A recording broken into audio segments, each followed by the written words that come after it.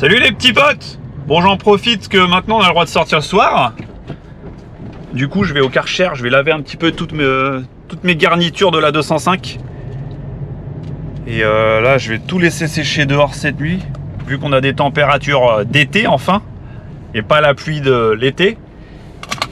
Ah, je suis arrivé. Hop! Clac! Et j'espère que ça va être neuf. Là, j'ai pris tout ça, j'ai pris la plage arrière. Je vais tout mettre comme ça à plat. Hop, comme ça le produit va bien agir. J'ai pris les commandes de boîte qui sont toutes neuves. Hop. Et c'est bien cette heure là, c'est qu'il n'y a personne. T'es tout seul. Ça c'est appréciable. Hop, écran thermique.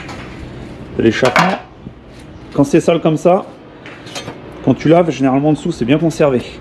J'espère que ça sera le cas. Hop, hop. La partie basse du tableau de bord. Ça va voler direct quand je vais le laver. L'autre partie basse du tableau de bord. Bien sale. Hein. Et la baie de pare-brise. Je vais mettre un bon petit coup de produit décapant. J'espère que ça va partir.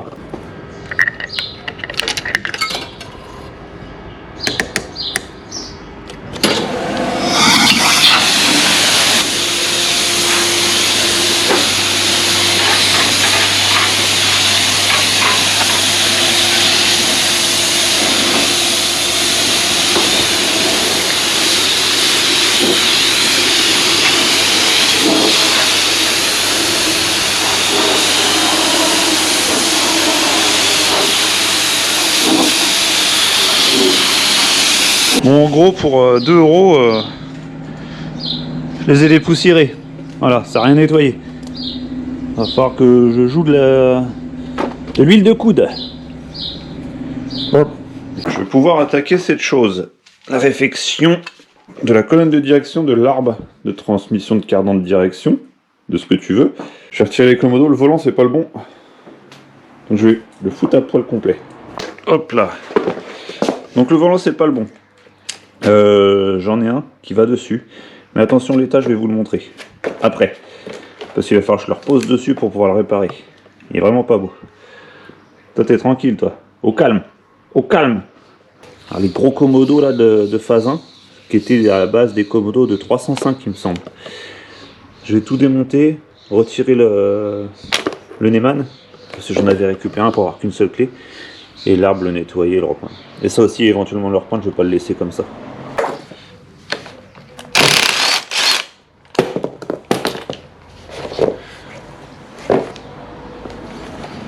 Ah, c'est collé.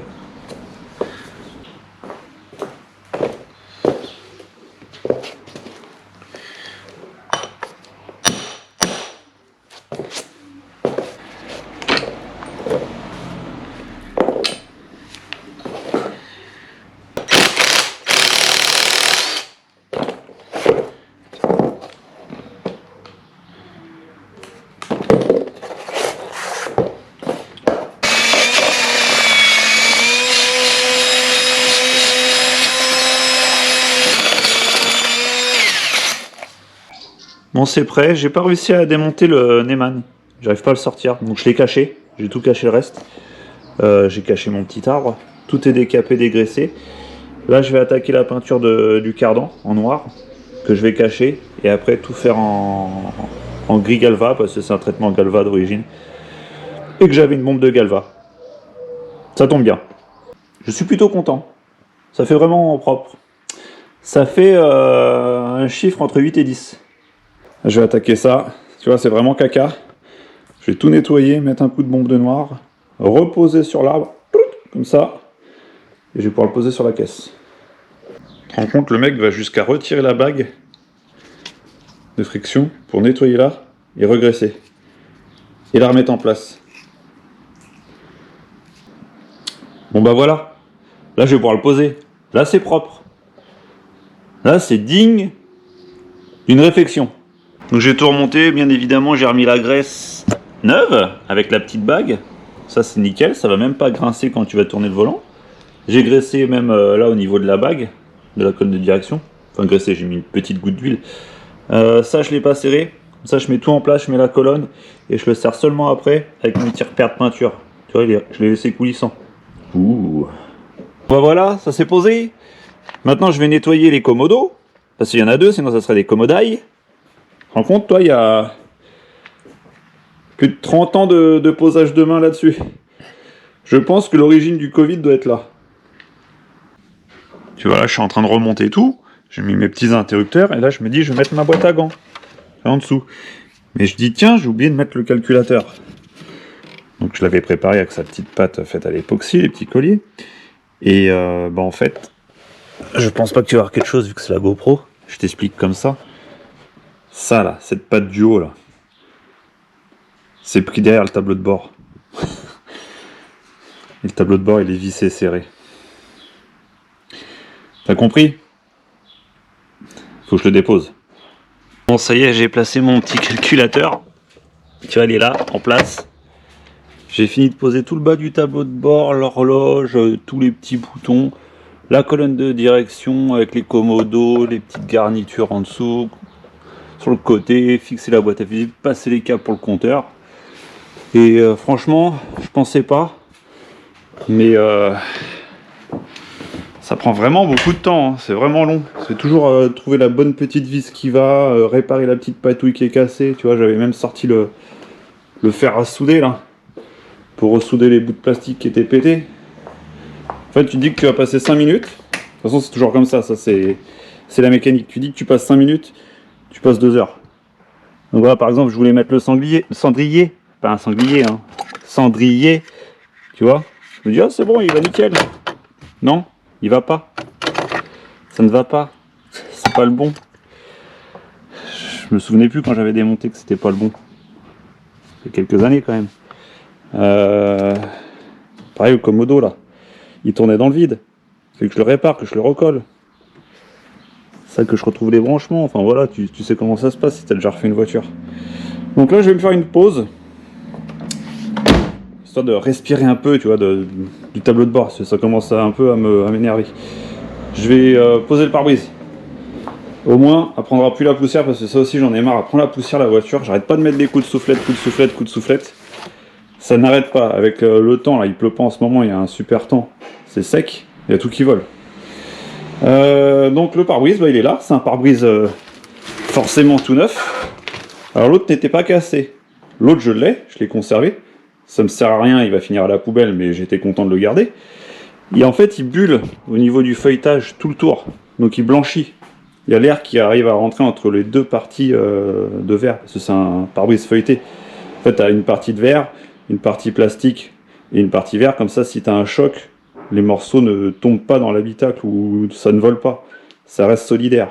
C'est un pare-brise feuilleté. Voilà. Donc, pare-brise couleur bronze et non blanc, avec un joint neuf. J'espère que le joint c'est le bon. C'est des différences au niveau des joints. Je vais t'expliquer. C'est quoi ce branleur là?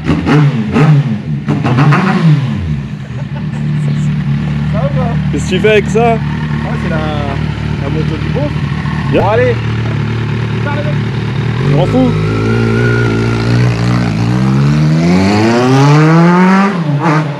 Un branleur. Avec sa doudoune qui vole. Tout ça, tu bricoles. T'as les potes qui viennent te voir. Bonne petite ambiance. Bon, ça va, il m'a pas réclamé du chorizo. Il faut savoir qu'il a une grande dépendance au chorizo. Et j'essaye de le sevrer avec ça. Et le problème, c'est que dès qu'il vient, c'est ça, c'est chorizo. Donc, moi, je n'aime pas ça. Je suis obligé de lui en acheter, que je garde dans le frigo. Quand il vient, il y a du chorizo. Et je lui fais son chorizo. Sinon, il est exécrable. Bref, je raconte ma vie. Voilà, ça y est, j'ai posé le joint, tout neuf. Donc c'est le bon. Mais là, il est à l'envers. Donc je vais te montrer une fois qu'il sera posé sur la voiture. Pourquoi c'est le bon. Donc le joint tout neuf, forcément, il n'y a pas de talc ou de choses comme ça dessus. Et il faut savoir que sur la 205, c'est un montage jointé et non collé. C'est-à-dire que là, tu vas pas venir poser de la colle, plaquer ton pare-brise, comme la lunette arrière par exemple. Là, c'est tu viens poser ton pare-brise et le joint, il faut qu'il passe derrière la lèvre. Et il tient comme ça. Alors il y a une technique, je vais te la montrer. Déjà, il faut préparer le support. C'est-à-dire que là, sur le joint, pour aider à la pose, je ne vais pas mettre de graisse, je vais mettre du PEC. Je fais pas de pub, hein, je ne suis pas sponsorisé. Pourquoi du PEC? Parce que si je mets de la graisse, ça va attaquer avec les produits hydrocarbures légèrement le caoutchouc. Et dans les années, c'est pas terrible, il casse. Tandis que si tu mets du PEC, après, il s'en va, il n'y a plus rien. Tu peux aussi mettre de la graisse à pneu, mais j'en ai pas. Donc je mets du PEC. Voilà, là c'est hyper lubrifiant en fait. Bon, si tu connais une petite brune du 78 à queue de cheval, tu peux utiliser autre chose. Mais moi j'en connais pas. Alors pour le montage, moi j'ai une ficelle que je me suis fabriquée exprès. Donc c'est une bonne corde bien costaud avec un bout de tube. Pourquoi le bout de tube? Tu vas comprendre. Tu vois, tu insères dedans, dans la lèvre, et tu te déplaces. Et regarde avec ton bout de tube comment ça va plus vite. T'as compris pourquoi il y avait le bout de tube? La ficelle elle bouge pas. Et toi t'avances. Bon. Quand t'as tes deux mains et que t'as pas une GoPro dans l'autre main, ça va plus vite. Mais bon. Je me dédie à la cause. C'est l'astuce Gigi Touch. Là c'est long là. Avec les deux mains ça va plus vite. Là je viens de finir. Donc ça, hop, ça va aller là. Et je vais commencer par tirer là où je viens de terminer. Et normalement, ça va bien se passer. J'espère pas le casser. Et en plus, je suis tout seul. Bon bah voilà les petits potes. Le pare-brise est posé. Donc sincèrement, la technique est bonne parce que je me suis vraiment pas embêté. Je vous avais fait un time-lapse qui bien évidemment n'a pas fonctionné, sinon tu l'aurais vu. Tant pis, bon voilà. Donc j'ai posé le pare-brise tout seul. Tac, avec mes deux belles petites mains. Clouc. J'ai chopé la ficelle en bas. Tirer de chaque côté, d'abord le bas, hop, après tu redescends ton pare-brise au maximum dans le joint, et tu remontes progressivement la moitié là, la moitié là-bas, et tu tapes en même temps, tu tapes sur les joints, jusqu'ici de chaque côté, après tu le cales bien encore dedans, et tu fais ton virage de chaque côté, et tu tapes, c'est ta façon des... Voilà, t'as compris, et tout le haut, et après tu recales, et tu viens replaquer tous les joints comme ça à l'intérieur, tu vois, en plus ils rentrent. Ils se mettent vraiment en place. Tu continues à taper, si tu as des ventouses, tu le claques bien en bas. Et puis voilà, c'est posé. Nickel. Le joint, parfait. Un tout petit truc là. Mais je pense qu'il va se remettre en place avec le soleil.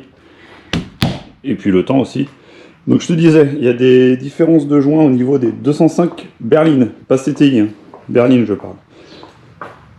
Tu vois, tu as le joint là. Plaque bien la tôle.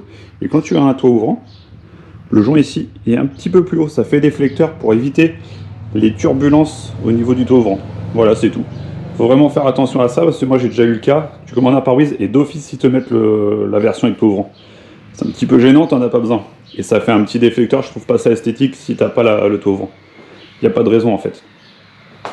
Donc voilà, je l'ai même nettoyé pour te dire. Je tenais à faire une petite aparté. Par rapport à la semaine dernière au concours. Donc il y a 2 personnes qui ont gagné, il n'y a qu'une seule personne qui m'a contacté par mail. Donc je lui laisse encore cette semaine, jusqu'à la vidéo de la semaine prochaine on va dire, pour se manifester. S'il ne se manifeste pas, je remettrai en jeu le petit lot porte-clés et je rajouterai d'autres lots encore en plus. Tout ça pour vous remercier parce qu'on a passé la barre des 8000 abonnés. Incroyable, hein. J'ai fait ça à la base juste pour avoir un cloud, pour pouvoir avoir une base de données. Je mets mes vidéos comme ça, je peux les voir moi-même, je les récupère. Pas besoin de mettre sur un PC parce qu'il faut savoir que j'ai pas d'ordinateur, j'ai pas de PC. Donc mon disque dur c'est YouTube. Et coup de bol, ça a l'air de vous plaire. En tout cas, merci beaucoup. Merci à tous ceux qui se sont abonnés. Les autres, vous faites ce que vous voulez. Je vous force pas. Vous abonner c'est cool, vous abonnez pas, mais vous regardez les vidéos. A priori, oui, vous êtes à peu près 60%. C'est comme ça. Si tu veux t'abonner, tu t'abonnes. Je ne te force pas, c'est gratuit. N'oublie pas. Et puis du coup, moi je continue à avancer un petit peu. Voilà. Là je vais, je pense attaquer tout ce qui est sélection de vitesse, console centrale. J'ai le compteur et le volant à refaire. Je voulais te le montrer. Surtout le volant. Donc, moi il y avait ce volant là, tu vois. Phase 2. Il n'y a rien à voir sur la voiture. Normalement, c'est un phase 1 comme ça. Phase 2, phase 1.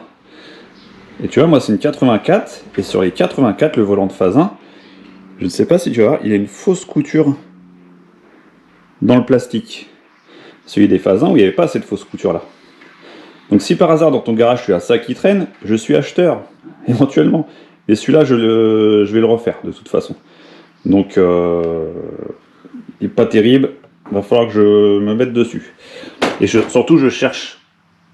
C'est le logo central GTI. Et pas GTI comme c'est écrit ici. Pas comme ça. Le GTI sur le volant. Le G ressemble vraiment à un 6. Attention, c'est spécifique 84. Même si vous avez un plan pour en acheter, je suis preneur. Je n'ai jamais trouvé ça. Je ne sais pas où il est. Et c'est un peu l'identité de la voiture. Oui, je vais le retirer, oui. Voilà, bah sur ce les amis, je vous souhaite un bon dimanche. Dans quelques instants, ça va être Automoto. Je fais de la pub pour TF1, t'as vu, c'est bien, c'est pas mal. Allez, au revoir. Est-ce que tu veux des nouvelles des oiseaux? Bah, je vais pas t'en donner parce que il n'y a plus personne. Il y a juste deux œufs abandonnés. Donc à mon avis c'est mort. Hein.